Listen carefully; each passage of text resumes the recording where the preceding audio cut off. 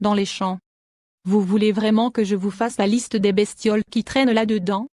Sans compter Marcel, le paysan, qui pense que vous êtes venu pour voler ses pommes et qui vous accueille avec son fusil de chasse. Bref, personnellement, je ne m'y aventurerai pas. Sauf champ de violettes. Ne me demandez pas pourquoi, j'ai un truc avec les violettes. Dans les lieux publics. Ok, c'est illégal. Mais là est tout le charme. Puis, pas vu, pas pris. Dans la rue. Il est 11 heures du soir, vous sortez repu d'un excellent petit restaurant japonais. Vous tenez le bras à Doudou, il fait bon. Jusqu'à ce que vous croisiez une petite ruelle sombre, mal éclairée. Doudou, je n'ai pas mis de culotte. Il vous entraîne. L'adrénaline est au summum. Le danger, le risque, vous pourriez vous faire arrêter. Vous frôlez le roman policier là. Le seul problème reste de trouver cette fameuse ruelle sombre avant les buveurs de bière aient marqué leur territoire. Dans des cabines d'essayage. Même principe d'adrénaline. Plus compliqué avec vendeuses qui rôdent.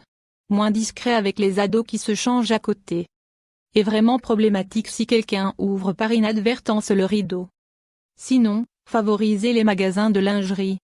Dans le genre et encore même beaucoup plus discret, les douches de village vacances. Dans les transports. L'avantage, ça fait passer le temps. La difficulté, il faut être un minimum isolé. Dans le train, on favorise les compartiments en solo. Dans le bus, le fond du bus. Et, dans tous les cas, on choisit des positions discrètes, où il est simple de reboutonner le jean de Doudou et de lisser sa jupe. Pourquoi pas assise sur ses genoux? Pratique en bus, d'autant plus que vous avez le dossier de devant pour vous appuyer. Dans les bars, restaurants. Enfin, plutôt aux toilettes de ceux-ci.